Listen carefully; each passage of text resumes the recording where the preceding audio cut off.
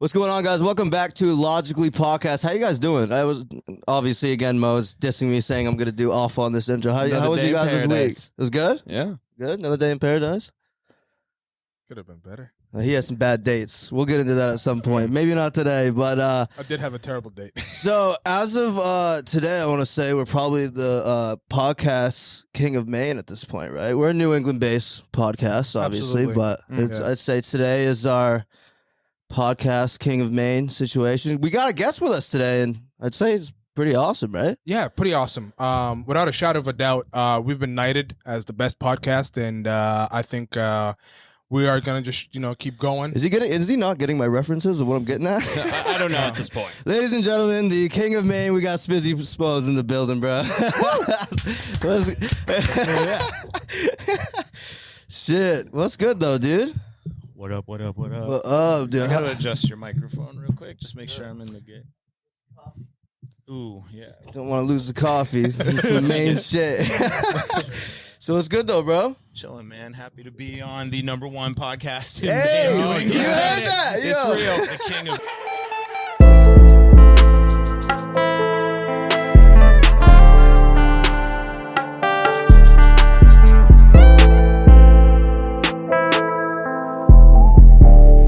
Main podcast.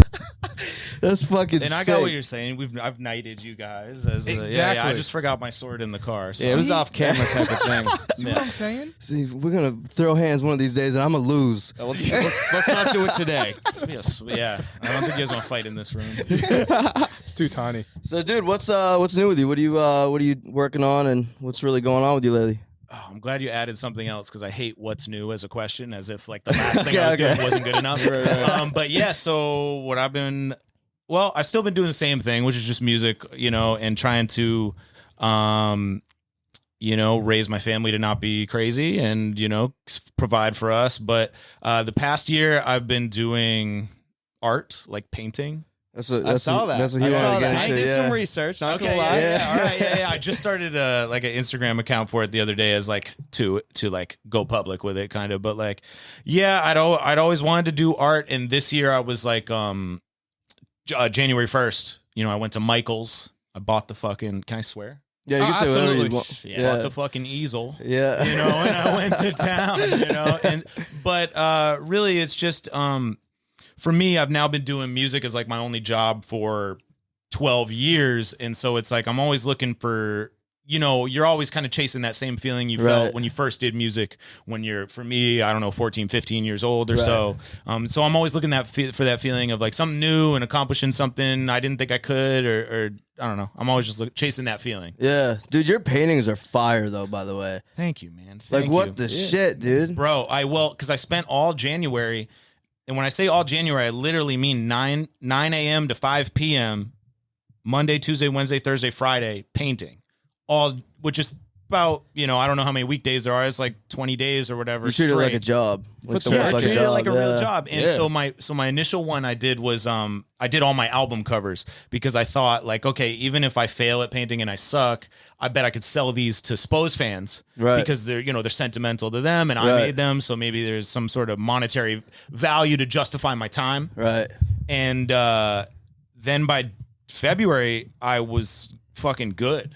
I was like, I'm pretty good at this. So you didn't do art growing up, like on the side or anything? No, not really. I would draw, like I guess like anybody does. Bro, The the level of these paintings, though, it's like so hard to believe you didn't do it your whole fucking life, dude. Thank you, man. And it really goes to show that like anybody can do anything. Yeah. It's like Shit. I can't dunk though. I can't dunk either. And you will never dunk. Whoa, okay, so anybody can do almost anything. Almost. And for me, like I was saying, I'm always chasing that feeling. It was like kind of to prove to myself that like, okay, maybe I can learn to, if I can learn to paint, maybe that's something I could carry on long after because I'm 37. I've been doing rap music as my job since I was 24. And so I was doing it much longer than that before then, but there's an expiration date on a rapper, essentially. It's maybe it's there's sad. not as we you know, as Jay-Z and Eminem are 50 something, you know, or whatever. But, you know, I would like to continue to do art and like to continue to be creative and be self-employed long after I could be relevant as a rapper. And so I looked at painting as like another example of that. But in my January of learning to paint, you know, I fuck up, right? Like I fuck up all sorts of stuff. I'm not good initially. And so I'm watching YouTube videos and I'm really just, you know, I'm looking at painters I know and seeing what you know, kind of just looking at their tactics on Instagram and like watching any video I could find of a painter I knew who was doing like a run through of their painting just to see kind of how people do it. And then by February 1st, I had realized like, okay, I kind of like the part where I mix the colors, the acrylic colors, but not all the way. Right. You know, like you take a couple colors and you mix them, but not totally. So it changes into one color. So there's like 5-6 different blends in there. I like taking that on the knife and I like going whoop on the canvas. Yeah. And so by almost like with rapping, okay, I like this type of beat. Yeah. Okay, I want to be, you know, it's like you through trial and error, right? You find what actually you get enjoyment out of. And so for me, it was like initially like, I'm going to do this to prove to myself and to challenge myself. And then by February, I was like, ooh, I fucking like this part, you know, like, I really got like pleasure out of it. And so like, and I get joy from, you know, initially I didn't post them for like a couple months, but like first time I posted a painting, everybody was like, whoa, what? You know, they look legit. They look like crazy. Was that the one you posted on Twitter? Yeah, he stalks your Twitter for this. No, I appreciate it, man. Somebody's got to look at that shit. But no, I did post. Yeah, I did post some on Twitter. Initially, the first one I ever posted was like I did a painting of just like the Mandalorian and Baby Yoda. Oh, that's that's AKA Grogu. And I did that painting and I posted it and a bunch of people were like, "Yo, what?" And I was like, "Ooh, okay, you know, endorphins." You know, likes, you know, or whatever. Which anybody's searching for, you know, but I don't want to be tied to that also. So you want to get, you know, what I've really learned from my music career is that you almost can't get attached to like the external results of what everybody thinks of it. And you really need to get joy in making it. Right. Now that makes sense. Yes. Turn it passion. Because that's the only thing you can control, really. Right. I can't control your perception of my album or how many things it sells. Right. I can control how much fun I had doing it and whether I challenge myself and like stuff like that, you know. Absolutely. So when you said the whole time limit on the rap music thing, you're not slowing down though. You're still dropping. Nah, yeah, I'm still doing it. Well, and really, you know, there was a time where I was like, all right, I gotta transition out of this. There's really because part of it is just the self-consciousness of being 37 and being in the public. Right. Whereas every other dad I know at the soccer field, which is me, is like not putting any effort into the public perception of themselves whatsoever. Right. And so I'm almost like jealous of that. Like I would like to just be a guy, you know, sometimes. But what I realized, and so that was kind of like a little bit of self-conscious ego thing of like, oh, I don't want to do this forever. I don't want to have to present myself to the public and like, you know, whatever. And just I wish I could just be not like I'm famous in that regard, but just you're going up on stage and being like, famous, like me. For sure. You're New England for sure, dude. Everybody fucking knows who you are. I'm at least Sanford famous. Dude, Sanford's bumping with good artists right now, dude. Would you say so? So you know Bitter Bones possibly by chance? So he lives out there and he showed me a bunch of artists and they're like really fucking good over there. I think right now, and I really don't, and maybe this is a privilege of my own success that I had. I really have never like approached the next generation of cats with like fuck them or like, oh, this new shit or like, you know, I've always approached it as like, I'm looking for inspiration to bounce back off of them at me. Right. You know, so I've really loved watching this new, you know, I guess I'd call it like your generation, and now there's like a generation below. I know, it's weird. I feel as if my time has come and gone. Fucking. Well, you know, I sometimes I feel like other cats of I'd put like Be All in that generation. I saw that. Your boys with him, I saw that. Yeah, I've always really liked him as a guy, you know, as a dude, and so I'm always happy to see him succeed and get to use his voice and be him. Yeah. But like, I've been challenged by it and inspired by him. Like when I hear his stuff, I'm like, ooh, okay, like, all right, the bar has been raised around here. Right.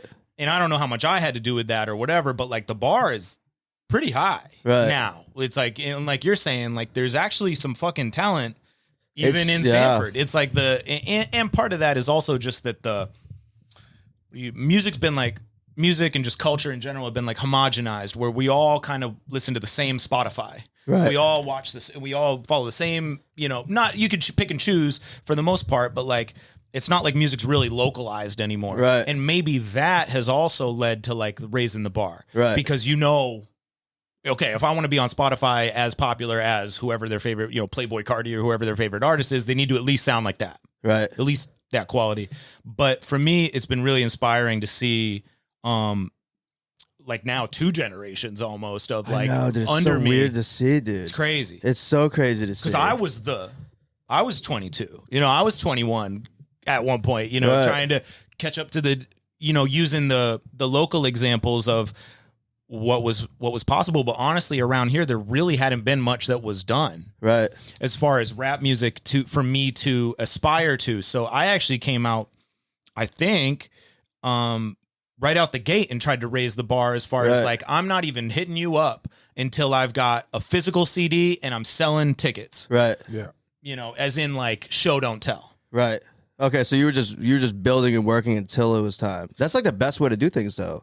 Yeah, I mean, before I ever put out a Spose album, I must have made 50, 60 songs with my high school rap group and by myself on my computer in my room. And I really got to attribute a lot of that experience to having the privilege of having a computer in my room. Right. Yeah. Where I really was in a safe environment and my mom didn't judge. We definitely had like, I say a safe environment to be creative. We definitely had domestic abuse in our house, but it was not. Jeez.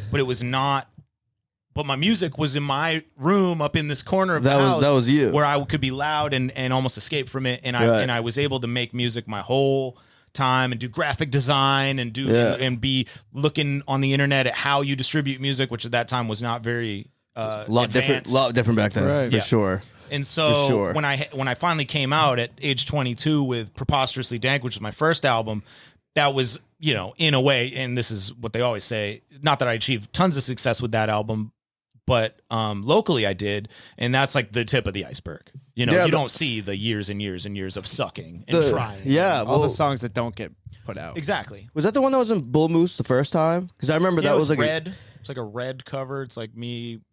It's just me, but it was all No, I remember it, but was that like because was that album before I'm Awesome came out? Yeah, it that came was out before in that. February 2008. So I just turned, I think I was 22 at the time, and I just put that one out, and that did well. I mean, locally, by all local, that was the #1 best-selling local album of the year. That's just cool as shit, dude. But it was insulated to essentially, my friends, their friends from college, which is. If I could give any advice to people who, especially if you're like 17, 18, 19, you definitely want to come out while you're in college. Right. Because you know more people than you've ever known, essentially. So the network. And you can sell tickets. And if you can sell tickets, you have endeared yourself to people who own clubs. Right. Oh, And those are people you will know forever Right. because you did you did good business by them, Right. essentially. So, for example, there's this local band I just saw a couple weeks ago in Maine called Rigometrics. And I saw them because I saw someone else posted they were at their show on Instagram stories who I know. And I was like, what fucking show is this? Like, what? I thought it was some national band. And it was packed. And he goes, oh, it's these kids, Rigometrics. They're from Rockland or something. So I was like, fuck. So I went to see them. Sure enough, they're fucking amazing. But the trick is they're 22. Right. And all their friends from college are of drinking age and will come to your show on, Right. even if it's on Wednesday night. And so that's really like an advantage of that age. So There's too much like you can just there's more people to talk to at that age. It's like after college you're kind of just with your family. You know quite a bit of people. That's the thing. Like I've noticed. Obviously now that I'm a little bit older and out of college, you don't know as much people. But when I was in college, I knew probably like 300 people. It was crazy. Even if it's just an acquaintance. I also went to still. like 3 different colleges. Okay, well that You know what I'm saying? So I went to UMaine. And then you got to think your friends from home who go to college. Correct. 'Cause one of my biggest things was when I first put out my first out, I got it back from Disc Makers or whatever, and I'm in my apartment in Boston. I'm going to Suffolk University at the time. I mailed like 20 of them to my friend at UMF. Because at the time, this was how you distribute. There was no I don't even, maybe iTunes was starting to exist. You didn't do the whole open up the trunk and be like, "Yeah, yo, man." I did not, although the stereotypically that is how you're supposed to sell your first record. That's how you're supposed to do sell it. your mixtape or whatever. And honestly, I didn't know many people in Boston. Like I'd been going to college there, but I transferred there. I never lived in the dorm. So it's like I knew, a couple of chicks from work, and I knew, this girl and a couple dudes, and like and so I really had to tap into Maine. So I put it in Bull Moose, but I mailed 20 copies to my friend Katie at UMF. Right. At Farmington. Yeah. And so when I got to Farmington to play a show a couple months later, they all knew all the words, and this was new to me. That's crazy. But it is to say, a lot of people also I just want to say most people don't put in any fucking effort. Like even the concept of like me risking my money to print the albums and then going to the post office while in college to ship them to Farmington is already more effort than most people. Yeah. Well, nowadays you can just like click and upload it. Exactly. You know what I mean? And There's still a grind to it. For I do sure. think that's great that it's now easier. I can't complain about that. And I think it's great that the average kid in the state of Maine gets an iPad, right, in like 7th grade. Yeah. Now I know exactly what you mean. Laptops the hustle, or right there. iPads, yeah. The thing. But yeah, my That's what I did. my hustle. I'm saying that like from day one, I never took for granted that like I'm just going to put this out. It's going to work, Right. Because You grinded, bro. It's the For sure. old-fashioned grind. For me personally, I love like a good underdog story. You know what I'm saying? You doing that, you popping the trunk, or you mailing out your album, you trying to get people to come to your shows. I love that. I love that because that shows like determination, like you're willing to work for this. Like there's nothing better than a good underdog story, starting from nowhere and reaching the tops, like Right. the peaks and the valley. Like that's huge. for me, it's like I love that. I love the come up. The come up is the best.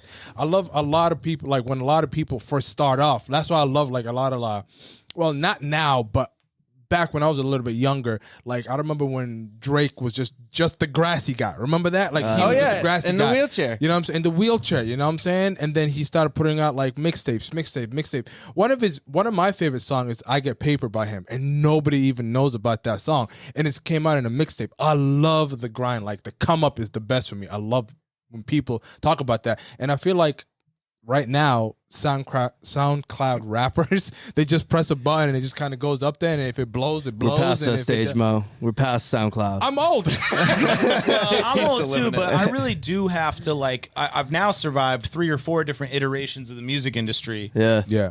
At least stayed afloat in them, and I think now we are in the Spotify era, but the mentality is no different. Right. It's I'm going to put this out. I'm going to post it a bunch of times. Some people have this fake it till you make it mentality where they'll go pay some guy to act like the streams are doing well. Right. Or whatever. And Or like fake views kind of thing. yes. And so, which, that type of person has existed all throughout time in different awful. iterations. But that is to say that still isn't very much effort, and I think a lot of people kind of get and so I always say well, I just real quick to go back to something you were saying about Drake. I think Drake's a great example of what you're talking about, where for me, a lot of people, and probably especially of your generation, probably only ever heard of me when I had already succeeded in a way, right? Like the most people have had, especially in Maine, had only ever heard of me when I already had a song that was on the radio, and so there is no underdog mentality to that to the average person. So they don't know the rest of the iceberg to get there, to even try to throw enough darts at the board that one sticks, And Drake's a great example, because not that I'm nearly as good as Drake or successful enough, but He's calling you out, Drake. But Aubrey, let's fucking go. Meet me at the border. Holy shit. But Drake was a Canadian Jewish? Canadian Jewish dude who was an actor in a wheelchair, and none of these things were, because for example, like a lot of people only know Drake is successful, Right? you think of him as the king of like music or whatever, but like that was an unlikely story, right? And especially for me, where I've never really tried to fit into most of the rapper stereotypes, which right out the gate is underdog. Even on the album, even on like my first album, I was not. And honestly, this was an epiphany I had when I was 19.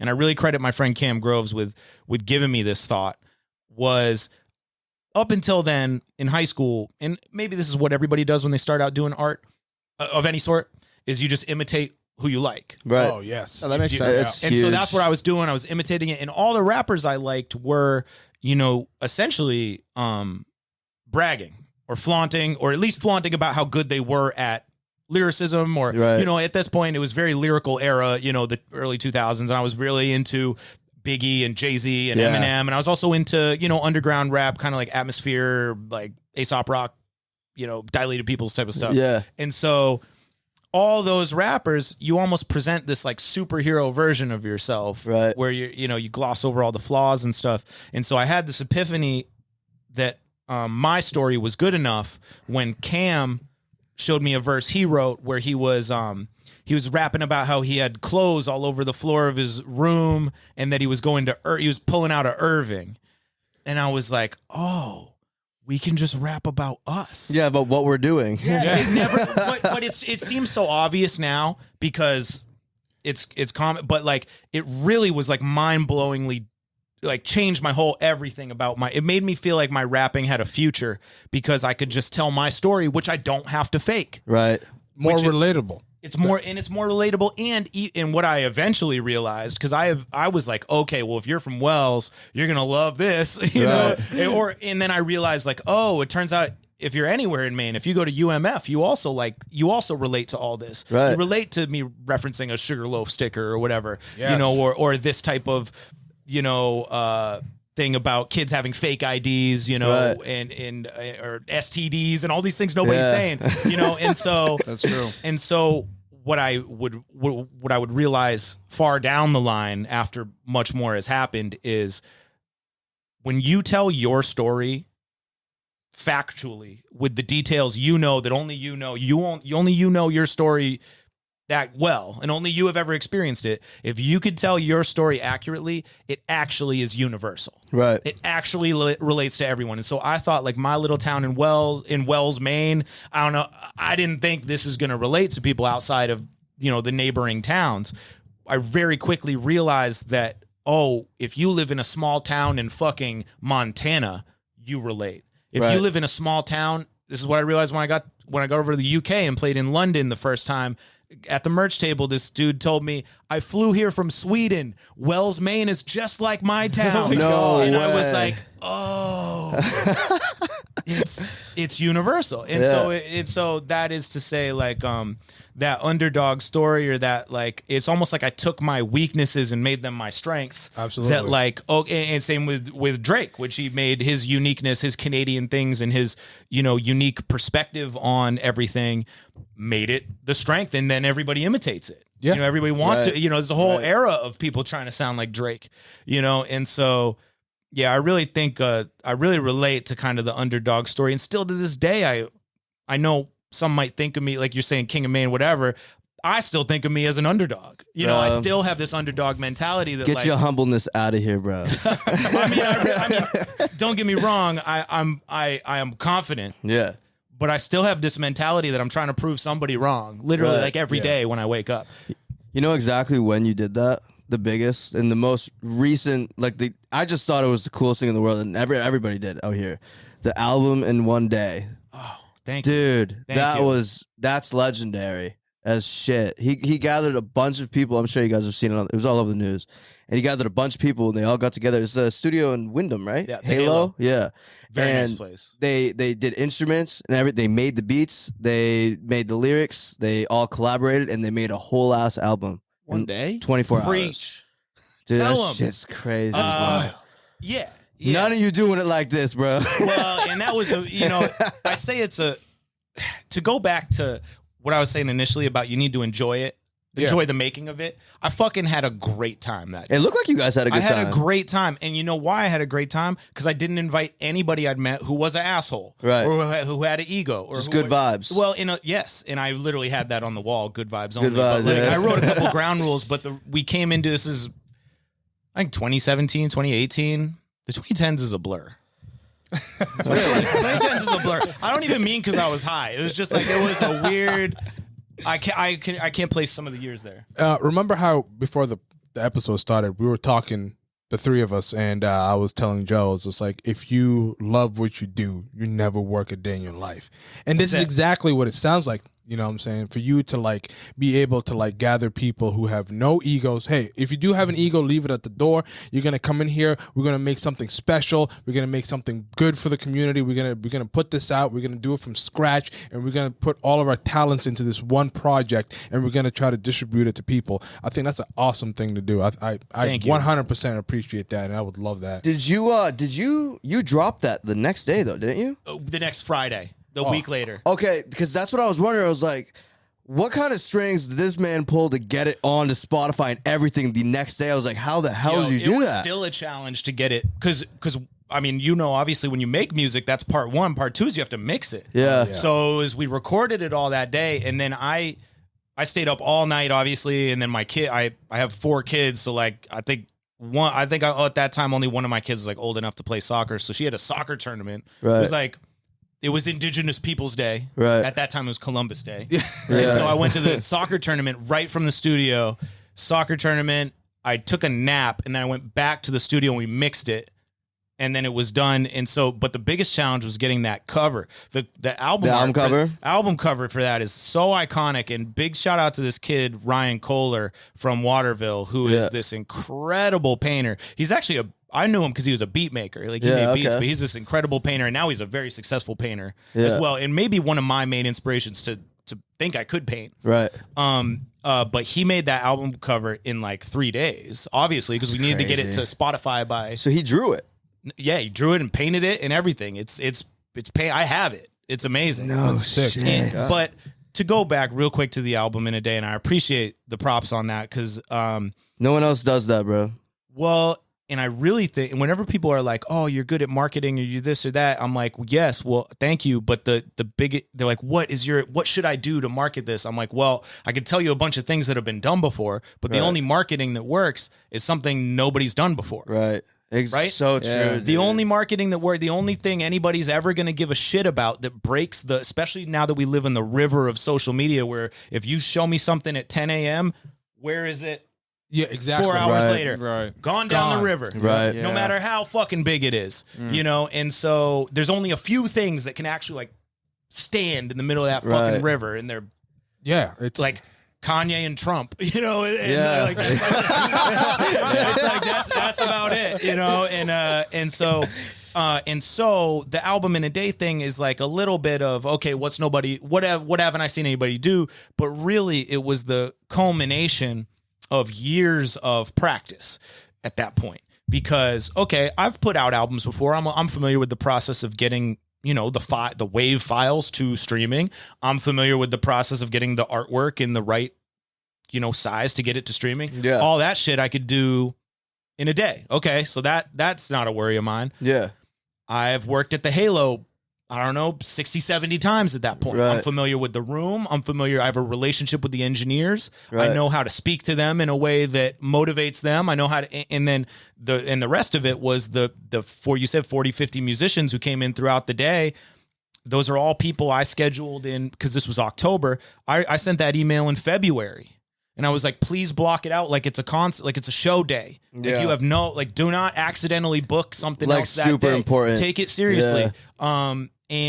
And I knew all the people I invited were people who I could trust not only on their own, and I believed in them and know how to motivate them and know how to speak to them, but I also know that a lot of these people they've never worked with before, but I'm confident they're going to work together. Right. That is crazy. And so that type of mentality, I would say, is more like running a restaurant or something. Right. Right? Like you're not going to all hire gonna this flow. divisive employee who everybody hates, or you're not going to book them on the night that you really need this shit to work. Right. Right. You know, and so I really think of that as like one of my other skills or talents that I've honed over the years, which is management of people. Right. And so that was really, that day was really like me kind of flexing all of them at once. And it went like was there any kind of hiccups or anything, or was it all like relatively like super smooth? We honestly had extra songs left over. Like it was all smooth. Wow. It was all smooth, and I went till 5 a.m, and then we drank a beer and I blazed in the middle of the night. I was like, I'm not gonna blaze till midnight. Yeah. You know, like, and I set all these arbitrary rules that don't really didn't need to be, Right. but it was just to say like, okay, well, we're gonna set some parameters, we're gonna go for it, and because if I'm walking around and I'm like, oh, I don't know if we're gonna be able to do this, blah blah blah, that all permeates into essentially like the team I'm leading. Right. You know, you think of it as, I guess maybe a better metaphor than a restaurant would be like a soccer coach, right? Like a football coach. Like if I come into the locker room and I'm like, all right, I don't know if we're gonna win this one. That's very inspiring. That permeates now into the whole group. But if I come in and I'm like, let's fucking go, you know, and I'm like, we're doing, you know, by 10 a.m. let's have this, and then I have, you know, and so just the management of people thing is, I think you're a leader. I think so. I think so. You know, and I think and I don't think that's the first time I've ever had to lead before, you know? So it's like there's been smaller numbers of people I've led, right? You know, and so that was like, let's see. And a lot of it is there's no guarantees. There's no guarantee that works. Yeah. Right. It's all just belief, you know, Right. like I know. Which is not true, but I know it's gonna work. And like you're saying, manifestation. Manifestation, like the number one podcast in New England. That's right. He said it again. He said it twice. It's really been manifested. If you said it, it's in the ether, and it's out in the and part of, you know, that type of confidence, you know, is infectious. You know? Right. Absolutely. Self-belief, being a leader, also being the glue that holds everything together too. Also, you say yourself, I love how you said you put parameters. You didn't have to follow it, but you were like, you know what? I'm going to stick to this. This is going to be like a deadline kind of thing. You know what I'm saying? Keep yourself structured. Exactly. Keep yourself structured. For me personally, I need to have structure. If I don't, then everything just goes off the, you know what I'm saying? Goes off the wheel. So when you were, I want to ask, what motivated you? Like what made you say, okay, I want to bring all these people together. I want to do this. I want to be the only guy. I know you said the like, you know, mainstream and how, like, you know, information is being, like, you know what I'm saying, processed, stuff like that. But like, what personally made you say, okay, I want to do this project? Like, was there anything that made you say, I want to do this? Nobody else was doing it. That's sure that's because I do think, well, and you said it was everywhere. It was on the news. It's only on the news if you live in Maine, right? Which is to say, it's an advantage that people don't think of. It's almost like an underdog advantage you don't think of, because that wasn't on the news in Boston. It wasn't on the news, whatever. But like, so little happens in Maine that if you actually are fucking trying, it ends up in the paper. It ends up on the news. It ends up wherever, and because most people haven't seen it. Right. They haven't seen an example of it. But that I would not say was like my main motivating factor to get any sort of press for it, although I figured it would spark the interest of the people who already like me. Right. Mm-hmm. They'd be like, oh, crazy. Okay, cool. And I did involve the internet too. I was like, oh, we streamed a bunch of it on Facebook, you know, had a dude walking around the studio just like live streaming it to my Facebook, which at the time was more popular than it is now. Maybe we did. I don't think you could even do Instagram live at the time.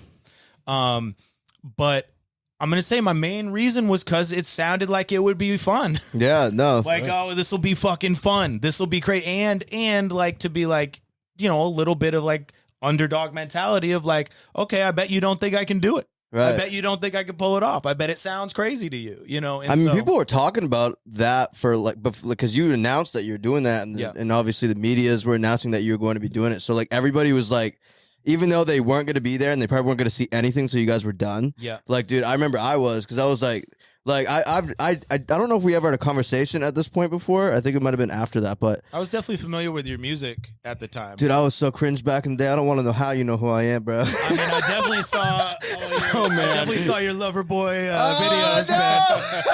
man. I definitely saw that shit. Well, so cringe. And again, it goes back to what we're saying. There's not much happening in Maine, so like if you're putting an effort in making music videos, I've probably seen them. Dude, from you to whoever it is. I was grinding, but I was like, this was back when Justin Bieber was peeing in buckets, but everyone was talking about him. So I was back to what you were saying, but you imitate certain people that you follow, like you know what I mean, like things like that. And I was definitely one of those guys, for sure. I seen it. You biting my lips and shit, and my fucking pictures. Yeah, girl. You know what the number one podcast in the world wants to do with you tonight. We need some of that energy. No! Getting fucking roasted by motherfucking Spose. But no, I mean, I don't like all my old shit either. But no, I think I'm happy that happened. Yeah. I forget what we were talking about. I could just keep seeing the videos. Dude, that's all I can see is just the video.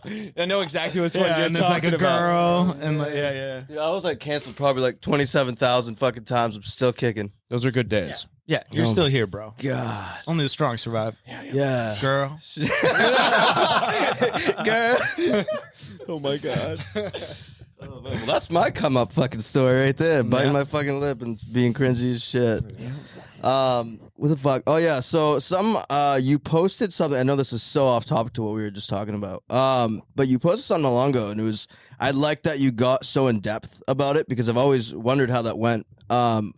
When you dropped "I'm Awesome," how fast did that take over? Because I remember I was sitting in my room. This is back before I had a computer. I think I just got expelled. I was a bad kid at that age. Okay. I went back, finished. I did everything right, but I would always I didn't have a TV. My parents took my TV away, whatever it was. I only had a little tiny one, but I would listen to the radio. This back when 979 was the 104.7. Yeah. You know what I mean? And that's where I started hearing the "I'm Awesome" song, and that the flow with it's like a flute in the background, right? Sort It's of like a flute and like a accordion. Yeah. It's whatever the shittiest instruments are, that's what I've used to That's produce it. so weird that you say that, but so you produced that? Yeah.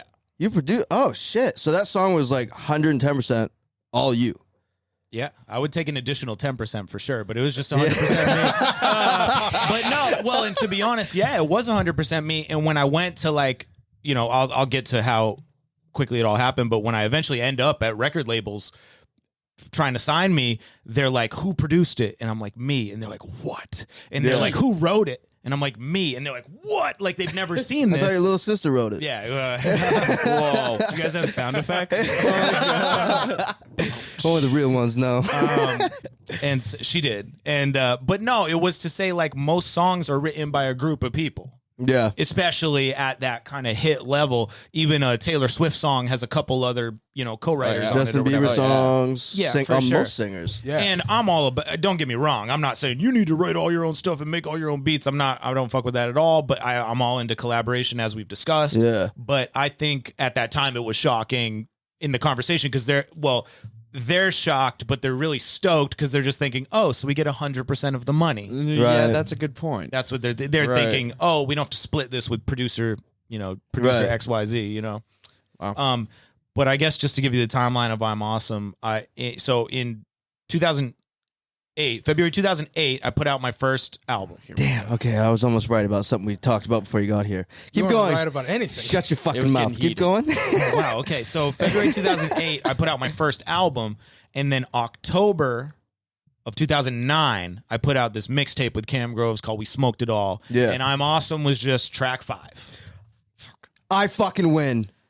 They're like, oh, it came out 2011. I'm like, dude, it came out definitely before 2011 for sure. Yeah. Well, I mean, yes. Don't give me so that you're right. motherfucking So, look, Mo. So 2009. So October 2009, I put out "I'm Awesome" on the "We Smoked It All" mixtape, Yeah. and I'm stoked because the mixtape was the best-selling album at Bull Moose like that week. That's Yeah. where my level of Yeah.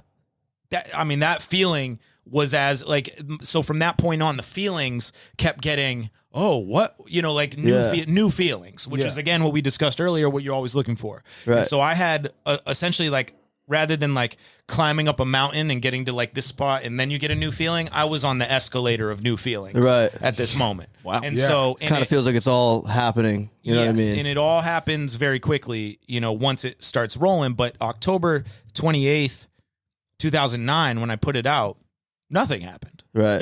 People bought the mixtape. People who liked the first album loved the fucking mixtape. They Right. came to my show at the Big Easy, and I booked another show to play at Empire. Dude, the Big Easy, bro. Yeah, legendary. The Big Legend Easy was shit. huge for my come up. I mean, we had it a little bit too, but it probably wasn't as popping as it was at one point. no, it was the epicenter of hip hop. Yeah. At when I was coming up, and I'd go to open mic night every Wednesday, and that's Yeah. where I'd meet all the homies and Yeah. I'd give them my CD. I'm like, please check it out. I'm from Wells, and just trying to meet people and trying to earn respect, or whatever. And so I went and played the Big Easy. All the open mic night people are like, yo, the mixtape's crazy, and they helped me with it. I got guest verses, people I've met in the scene in my 1 year in the Portland music scene. Yeah. And I have a baby at this time. Okay, now. okay. So just to say, my baby she's now 13. Wow. But she was about to turn 1. Right.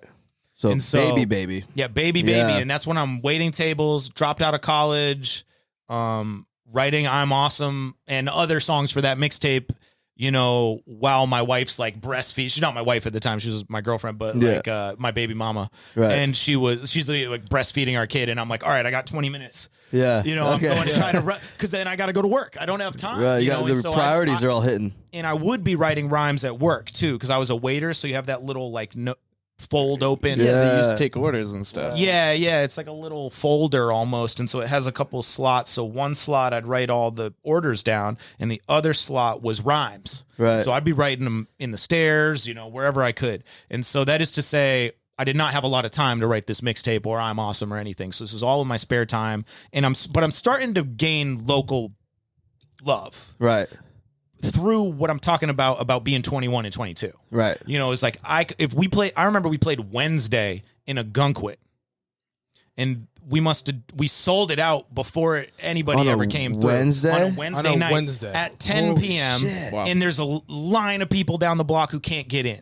So that's to say, like that time of your life when you're that age, it's very easy to pull the people out. And when you're doing something new, which we were doing, people are excited. And so it was all perfect storm of that. And so I followed that up with We Smoked It All mixtape. I remember I was working at Barnacle Billy's in a Gunkwit, waiting tables. And November happens, the album's kind of selling a little. I'm playing a couple shows. Maybe I played my first show in like Auburn or something, I'm playing here and there. We played Portsmouth, New Hampshire, so I'm starting to develop like a little local thing. And November happens, December happens, January happens, and Barnacle Billy's closes for the season, so I started this other job delivering pizzas in Wells. And so January comes around, and I start going back to college because I'm like, all right, my kid's 1 now. My music's probably not going to work out, in the long. Even though you had that buzz, you kind of still had that. Yeah, I'm starting to get a little local buzz, but I mean, it's really not like I'm still broke, right? I'm still like. Paying. Quick question for you. When you were selling out these shows on a Wednesday night, did you speak? Were they giving you like was it just like this is a freebie kind of thing? Or do you have a deal with them? Hey, if I sell out like 300 seats, do I get like an X amount of bonus? That's the way it works. I'm really green at that point. I'm really new to this whole shit. I've never really negotiated. You don't know how to finesse it a little bit. Yeah, and I'm also not like a trickster in a way. I'm not like trying, or I'm also not like a mean like businessman type of guy. So I was like just trying to make good relationships and do well by you. And if I sell tickets, cool, great, stoked, and let's do it again. And so the dude gave me all the money for the door. So this is like 700, the first time I remember it was like 110 people or whatever. And so it's like 700, 800, 900 bucks or something. And I'm like rich in my mind because my only money I'd ever had was the most money I'd ever had was from waiting tables. So it's like maybe I got like 1,200 bucks in there, but then it all goes to bills and whatever. So this was, now I'm getting up over like 2,000 bucks in my bank account, but then what I realized is, now I have enough money to buy shirts. Right. And so I never had this mentality of saving. It was always, I got to invest every dollar I have back into Spose to sell it. Now I'm printing shirts. Now I'm selling shirts. Now I'm printing CDs. And if I didn't have enough money, I'd literally, my wife loaned me the money to print We Smoked It All. No the shit. Mixtape, I didn't have enough money, and she was a teacher at the time, so she had a real job. Right. And which is not a lot of money still. Yeah. No, obviously, we know about teacher salaries. And so big shout out to my wife. And so she, at that point, still my baby mama. And so she loaned me and Cam the money. And there better be a fire. I know. Yeah, that's our sponsors you're hearing. Shout out to the Portland Fire Department. They're doing great. New England's best podcast. Hey, that's motherfucker 4 times, bro. But so it's just to say that's where I'm at the time. And so January rolls around. I'm delivering pizzas. I'm back in college, and I'm Awesome gets played on WCYY, the rock station. That's what it was. Did I let you know that was going to happen? What it was. Or did you find out, oh, wait, this is my song? So they did let me know it was going to happen because when I first printed my first album, I sent a letter to WCYY with the album, said I've been a fan forever. If there's any way you could play one of these on Spin Out, which is like their local music show. Yeah. And so they did, you know, from my first album, a song from that one. And so I kind of had a relationship because they had context of who I was. You know, they played a song from my first album. And so when it came time for We Smoked It All, obviously I sent him that. And I was like, maybe this one I'm awesome or this other one. You know, I was like, I just saw like maybe this one or that one. I don't know. Yeah. You know, and he was like, oh, this I'm awesome one's super good. He's like, I'll play this on Spin Out. So he played it on Spin Out. And then he played it again on Spin Out the next week. But nobody listens to that show except real music nerds like me. You know, Right. and so it was January when he said, he emailed me or maybe he texted me or something we were texting at that time. We were texting in like 2001, so I guess texting has been around forever. But like I think he told me somehow they're playing it in regular rotation.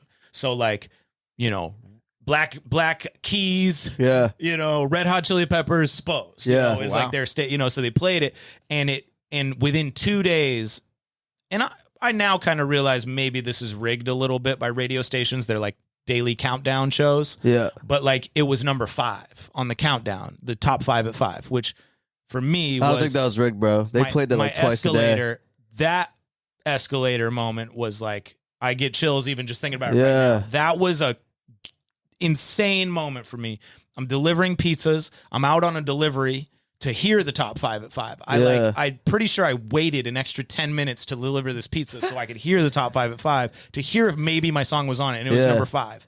And that moment, nothing that ever happened after that, even when it got to number 1, even when it gets over to Q97.9, which reaches 350,000 people as opposed to 100,000. Even when it gets over to Q97.9, goes number 1. Even when I sign a record deal, even, you know, it goes on Billboard, that moment when it was number 5 on the top 5 at 5 was the moment. Because it's like, I'm now among my idols. You know, I'm now among the music I grew up listening to. I'm now not certified, not verified. I'm now like I matter in a way. You know, it's like that moment. It was like, oh, I can hang, which is what I always wanted my whole life. Yeah, you know, not just in music, but in like we're talking about the underdog. Like I just wanted to be one of the cool kids in high school. Right. I just wanted to be liked, you know, as everyone does. And so this moment felt it was validating. That's what it was. It was a very validating moment for me. And everything since then, you know, so then obviously crazy shit all happens from there. Trickles down.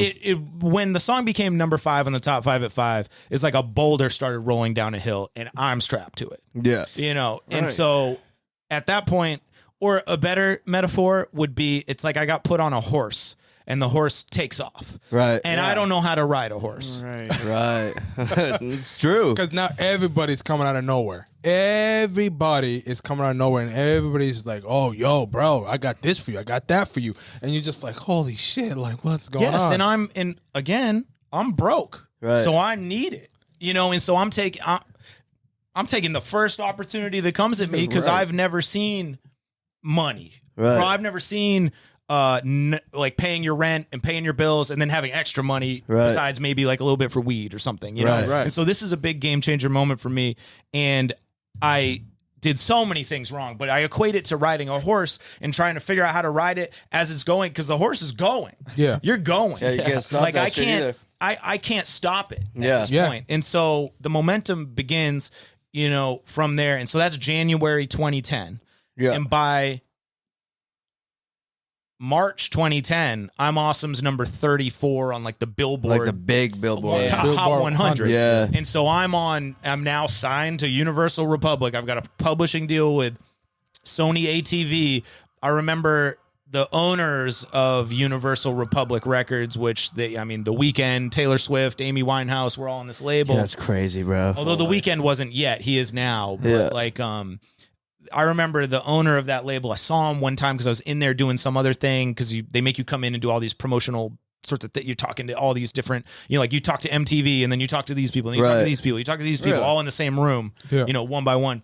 I remember leaving. I saw one of the two guys who own it, which is Monty and Avery Lipman. And this dude, Avery Lipman, goes, he goes, you better get a passport. He's like, because this is going. He's like, it's lightning in a bottle. He's like, and he's like, it just won't stop. He's like, you got to get a passport. And I remember, and so at this point, I'm attempting to navigate this, Right. but I have no context of any of this. I'm completely new to, I'm completely new to even getting to New York City. Right. And So that's where it was, New York? yeah, they flew me to New York. They're like, Yeah. oh, bring your crew. I'm like, oh, who do I got for a crew? I'm like, Cam, can you come back from Utah? Like, I'm like, can I bring my wife? I don't know if that's crew. You know, she's like, you know, still baby mama, but like, you know, so now I'm trying to find managers just to look like I have managers. Right, because you didn't have one at the time. Which is the shit I was criticizing before, where like, you fake the streams, you whatever. It's like, I just wanted to look like I had managers, so because I thought that's what you do. Like you had it more together than you did. Because I don't. I did not know what I was doing. And all my connections, I had genuine connections locally to, you know, this club, the radio station, Bull Moose Music, who now respects me because I'm selling units, you know, so-and-so. But I have no context of music industry lawyers, record label guys to bounce this off and be like, hey, is this a good record deal? Right. Yeah, damn. And you're still young at this time. Yes, I'm 22. 24. I now turned 24 in that time span. So you're 24. You got a baby. You got a girl. Yeah. You don't have money. You don't have the connection, or you don't have at least somebody who's been through it to Guidance. be like, yo, sit down, relax. This is not what we're doing. We're going to do X, Y, and Z. So you are literally thrown Blind. into the belly of the beast, and you have no idea what's going on. So before you got there, who reached out to you? Who was the first people? Did you have multiple different types of offers? Did you have multiple different people just reaching out to you? What happened? Good question. So I mean, I was in class in Boston because I started commuting back to college to be an English major, which I don't know what I was going to do with, but you know, I was going to be an English major. So I was sitting in class and I start to get all these calls from New York, and I'm like, I was just thought like it was bill silencing collectors.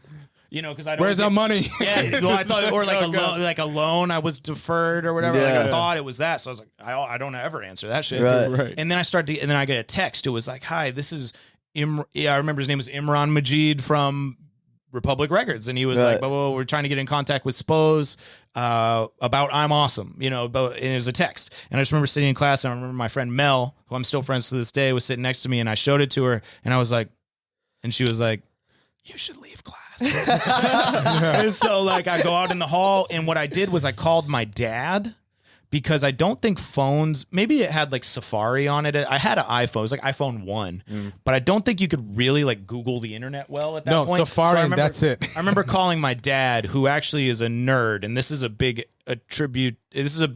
piece of my upbringing, is that my dad was a computer guy who took apart computers and did it for his job. So it was like so I called my dad and I go, Dad, I got this text message. Can you look this guy up? Can you you just look this up and see if this is real before I call him back? Because I just thought, because in my head I'm thinking it's a scam. Yeah, like a scam or a thing. Like Yeah. somebody would. And so he texts me back, and he's like, it's real. It's this guy. He's like, you should call him back.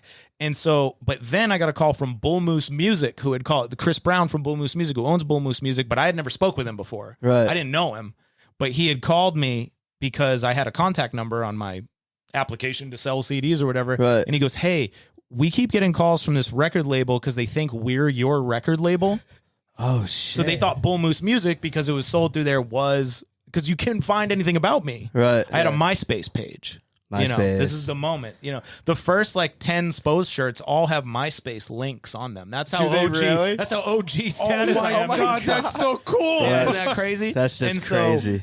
And so, you know, all that said, I figure out it's real. I call him back, and essentially I'm like, he's like, yo, he's like, you know, and obviously they treat you like you're their long lost homie. Oh, Yeah. yeah. And he's like, yo, he's like, this is genius. You wrote this? You know, he's like, we want to get you to New York. When can we get you to New York? And I'm like, I was like, I lied and said it was my daughter's birthday the next day, and I couldn't go to New York that day because he was trying, can you come tomorrow? And I'm like, but I was really just trying to buy time. Right. Because I'm like, what do I do?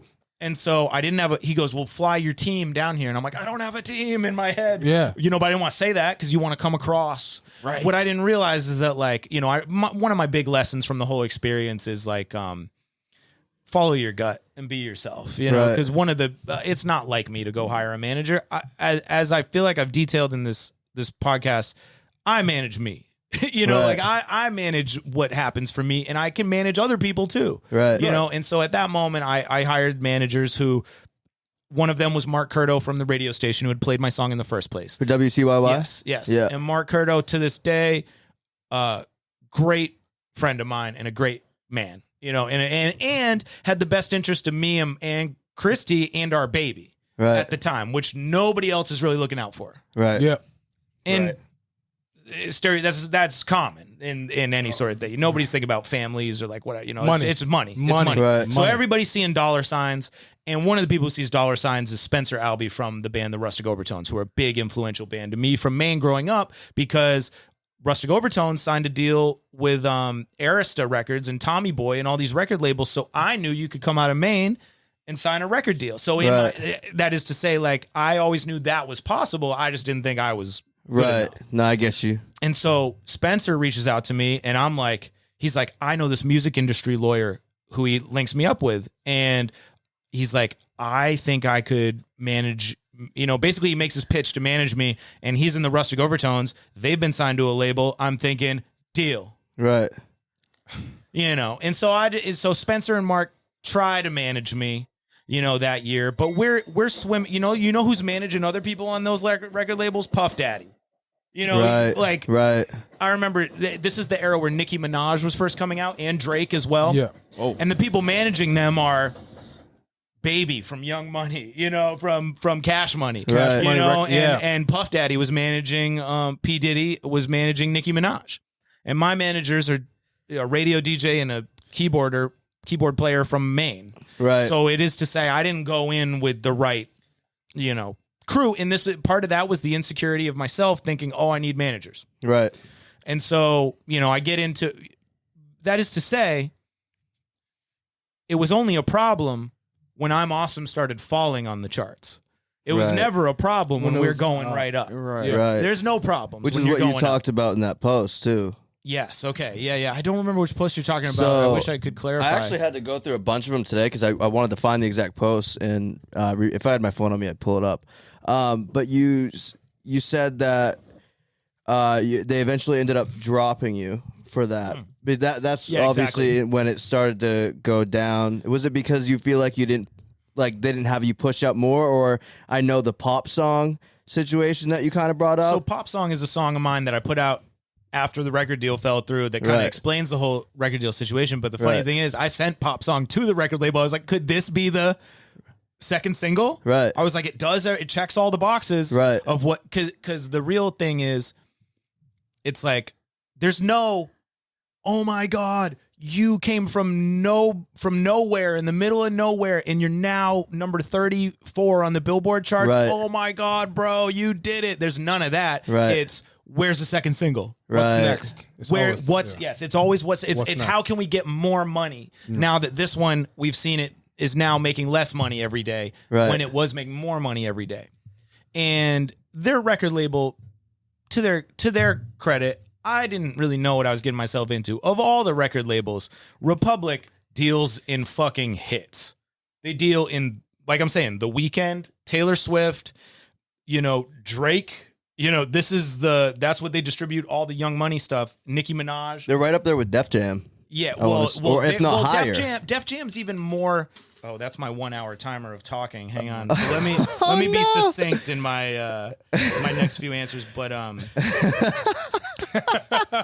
He's like, that's all the time y'all get. Guys, I'm out. I gotta go to this other podcast, the second best podcast. At least you said second. Yeah. But what was I gonna say? Oh, they're looking. Yeah. So they were looking for the second single. Right. I tried very hard to create the second single, but that is to say, when I say I tried very hard, I mean I felt no joy that year. Right. I felt once you get to number 34 on the Billboard chart, the only thing that's going to bring you that feeling that you got when you're 16 and you first make music or whatever is number 33. Right. So number 32 is up. All Keep the pressure came on you, and it kind of turns it into a job. You know what I mean? More than anything. Immediately. And it's a job with bosses who don't, I mean, I'm playing the major leagues. This is not, there's no, what do you call it? Participation trophies in the major leagues. It's Right. like you're either making hits or you're out. Right. And Republic Records specifically is not making the concept album, developing the artist over the years. It's none of that shit. You might find that over at Capitol Records or something. Right. And to answer your question, I did get other offers, but I accepted the Republic one before they even came in. I didn't even know. So now I know, in retrospect, obviously hindsight's 2020. Always. You get the first record deal, you use that as bait to catch all the other record deals. You play them off each other till you get the best record deal that you want. Yeah.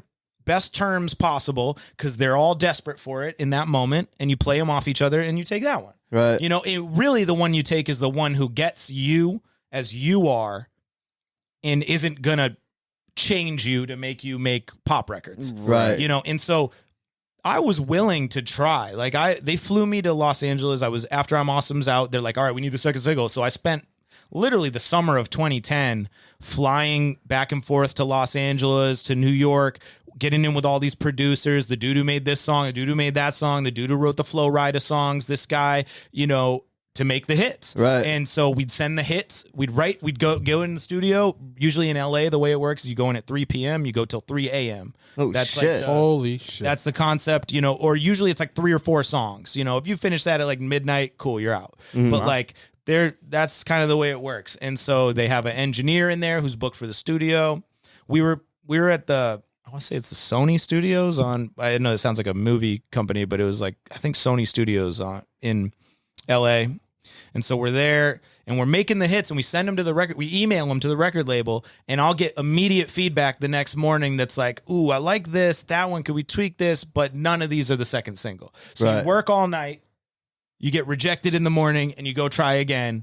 And that is to say, none of them were the second single because I'm Awesome was unique. not like anything on the Yeah. radio. Yeah. And now we're trying to Exactly. make stuff that's like on the radio, which is not me. Right. And so, and really and so I try, and I make all these songs. And maybe if they had pushed one, maybe it's a second single. I do think Pop Song could have been a hit. And literally, this is one of the biggest, like, fuck you moments of my whole experience with the record industry. So I lose the deal in November 2010. So I'm signed from March to November 2010. It's the only time I'm ever on a major label. Right. I get dropped, and obviously I'm like, what the fuck am I going to do with my life? And in this time, I mean, I don't really have time to get into it now, but like, in that year, I did a pilot for MTV. I thought I was going to be on MTV Monday through Friday. Yeah. And the record label did too. They were like, this is happening. So I filmed a pilot for this show. And just to throw it out there, the money in TV is crazy. Yeah, it's stupid. So it was going to be $7,500 every episode, 5 days a week. So I'm thinking, so as I'm saying, the escalator goes up. It just keeps going. And obviously because people don't think outside the box, if you have a success, just more success comes to you because they see that. Right. They're like, oh, just do that. They're not looking for undiscovered guy, in his room, wherever. They're looking for the thing that already works. More of that. Right. And so I lose. The MTV doesn't pick up the show. I get dropped from the record label. And so now it's November 2010. I've got an almost 2-year-old. I'm thinking the money's starting to run out because I was spending it. Yeah. Not frivolously, really. I did, kind of build my own studio with it, which is smart because that would help me down the line. Right. But so at that point, I'm very scared for my future. I don't know what I'm going to do. I've got some of these fans, but Instagram doesn't really exist yet. Right. So I can't there's not as many ways to reach them. Yeah, exactly. So if you have a hit now, for example, we brought up Ice Spice before the podcast. Yeah. If you go look on Instagram, I'm pretty sure she has about 2 million followers. Yeah. Out of nowhere. instantly Yeah, out of off nowhere. one hit. Yep. That is to say, maybe her hit was more viral, quote unquote, than mine. But like the concept is there that those 2 million people, for the most part, unless she really does something crazy, are never unfollowing her Right. from here on out. Yeah, right. So for the next 10 years, even if she quote unquote falls off by whatever industry standards, you can't repeat your success every time. Those people she can still say, hey, here's my tour dates, here's my new song, here's my new this, here's what I'm working on. Right. Right. Exactly. I really got fucked in my timing. Damn. So not to say crash back down to nothing, because I did have some fans, and the big popular, if you go look at my social media followings, my biggest followings are still on the two most popular things of that moment, which are YouTube and Facebook. Yeah, YouTube's popping. Yeah. So those are my two biggest, still to this day. And so I've been able to, build up other ones to a certain degree, but I've never had a moment in the light since then Right. of the public consciousness. And so, so after that, I basically begin my independent rap career, using the knowledge I've gained in my 1 year of getting my ass kicked in the record industry, highs and lows. But the biggest problem that follows me for years and years from that, and there are many, obviously, repercussions, but the biggest problem that followed me is that success Right. that I had, and now nothing I can do feels like that. Right. Nothing I can do, which is even, and things I'm doing are the biggest thing anybody's ever done around here sometimes. Yeah. Right. Almost every album I put out was the best-selling album of the year Right. in Maine. Yeah, Right. yeah. And it's doing enough streams to pay all my bills. I'm self-employed. I'm doing what I love for a job, and I don't feel good. Right. I don't feel good about it because I can't. No. I know I'm capable of this, and why can't I get back there? And so a lot of my 2010s dealt with that internally for me, because it's like, yes, this is working. I could go on to, but I will say, when I first went out on tour after I'm Awesome, I was playing for like 20, 30 people. So it was like, I really had to fight my way back up to, it was really like maybe 1% of the people from I'm Awesome fandom were like, hey, I wonder if this guy has other stuff, and like sought it out. Right. Yeah. And one of the big mismanagement of 2010 things was, I should have put out at that time, if you remember, it was the mixtape era, the blog mixtape That was era. the mixtape era. And I for really, realistically, and I said this, it was just I was defeated by all the smarter, older people. I thought I should put out a mixtape. That's Right. what I thought. Even though I had just put out one, Right. we smoked it all. I was like, I got to put out and I had a cover for it. It was going to be called The Biggest Loser, which is like a TV show at the time. Right. And I was like, oh, The Biggest Loser. It's like a play on I'm Awesome, but actually when you put it on, I'm fucking sick. Yeah. I was like, Yeah. oh, I'm going to put it. And everybody's like, no. Second single. And so, you live and you learn. But I really have, in the last couple years, become, through a lot of work of my own, become more at peace with my life. Right. And not measuring myself to this thing I did once, really, that you can never get that high again. And that's why I am almost like preachy about, you got to enjoy the making of it. Right. You got to enjoy You making gotta it. love what you're doing. Yes, because Yeah. if you're all tied to the results, you may never make something you enjoy. Right. Exactly. Because you're trying to do what you've seen everyone else do, and we all do it. Right. Especially when you're starting out, you're trying to replicate what you've seen done. It really wants me out of here. Oh my God. It's because I snoozed it last time. But and so that's why in the last couple of years I've really become attached to the process of making stuff. Right. And the pandemic really heightened this for me. The making music with my friends, going to see my friends and going to play a show and meeting I really have become more appreciative of it all, because I realize none of that is fake, and really it's not going anywhere. Right. Because I can't make an I'm Awesome today and have the success it has, but I can go make something today that makes me happy. Right. That's huge. And so, because why tie your happiness to some balloon you can't reach? It's like, Right. why No, tie I your get happiness you. to some goal that's maybe down the line if you hit the lottery Right. on this thing you just made, when Right. you could actually have happiness today? Right. And so that's really been like a process for me. And I've almost been like, it's easier to it's easier to preach it than practice it. It really is difficult, because I Right. can say I'm thankful for all the things I have, but there are moments where you're like, oh, what the fuck, Yeah. and so it's really you know, one day at a time kind of thing. Well, I can be happy today. Yeah. You know, is why put your happiness at some end goal post that you can't reach? Why not set your goals that you could be happy today? Right. You know. Yeah. That's perspective. Good. Right? That's good advice, honestly, in reality, because I think everybody struggles with that, especially in the entertainment business. Yeah, and I also, another thing just about humans, I guess, is like I'm now like the old guy dropping all this sage old guy wisdom, but like one of them, a big thing is like by default, the mind and the body, like the human body, falls apart.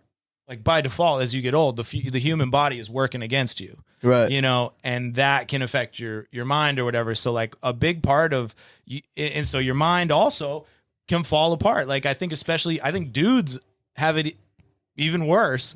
I think dudes are prone to self-consciousness and depression and never dealing with it and never addressing it. Exactly. Bottled up. Bottled up because of a stereotype of masculinity or whatever. But I think you combine the mind with the body, and by default, you end up depressed and broken. Right. That's what happens if you don't put in any work, if you don't work at it on both. And so, you know, you really got to have goalposts for happiness that are close by, you know, and that's perspective. And then I also think like just like remaining physically active, I think is like crucial to mental health also. And so like all those things combined, I'm just trying to like find, you know, happiness for years and years and years to come. And hopefully even after quote unquote Spose. Right. You know, so. And that's where the painting came in right there. Yeah, that's a fucking ill painter, bro. Dude, it's fucking sick. It really is sick. Multifaceted, that's what he is. Trying, man. Well, but also you know, even coming into being a rapper, there was a little bit of like, if you're a rapper, you can just rap. You know, like that's the mentality of people. And so it's like, oh, when I say I produced it, you're like, oh, you produced it too. So now we're changing. Now I'm changing what you thought of me that way. But they don't also, maybe they don't know that I also did the album art, and they don't know that I learned I could do this. And so really, I know a lot of things that people don't know. I know. And there's also things I don't know that I'm going to learn. And so it's like, I just think, you know, we're here for, I don't know, I guess healthcare permitting like 80, 90 years, you know, the life expectancy of people, which is crazy because that's like the biggest development in the last like 100 years is people used to live to like 40 or 50. Oh yeah. We're like, doing good. Well, and maybe that's why we make life so top heavy. It's like, oh, you only like your first 25 years is the only years there's really like instructions for. Right. Like what the fuck are you supposed to do? You know, go to work. Yeah. As if that is some sort of solution for happiness, which it's not. It's not. You know, and so I'm really big on, if you see me in 20 years, I hope I've learned all these other new things I don't even know I'm going to learn, you know? Right. And so, and it's just to say nobody is who they are at 25 forever. It's like you are capable of not only change, but of learning new things and being better and mastering things that are your weaknesses and all sorts of shit. So straight up, dude. let's fucking go. Let's fucking do this. Good advice today. Wow. Is there anything before we end it out? I know you got to get your kids. Is there anything you wanna end it off with? No, just thanks for having me. Shit, You know, number follow one. me, check me out if you give a shit. And Spizzy Spose on Instagram, right? Yeah. That's fucking. And the art, what's the art Instagram? Is it a separate It's one? at Spose Art. Okay, cool. Because I've been wondering Fucking about It's that. fledgling. It's a startup, little startup. I'll follow it. Yeah. I'll follow Already you. Keep an followed eye it. on that. Thank you, man. Thank you, man. Oh, he really almost got appreciate the dodged again. conversation. Yeah, dude, that was a good ass time, bro. Only one time. Everybody else, I've been getting. What Well, happened? Oh man, I he gets got dodged curved on one fist time. bumps with everybody. Oh, jeez. Here, Yeah. let's have an extra. You say That'll that. make up Yeah. for it. Well, that's it for this episode. Thank you everyone for tuning in. And as you heard it here, we are the #1 podcast in New England. We are technically certified as of right now. So, all right, until next time, I'll see you guys later. Take it easy, y'all.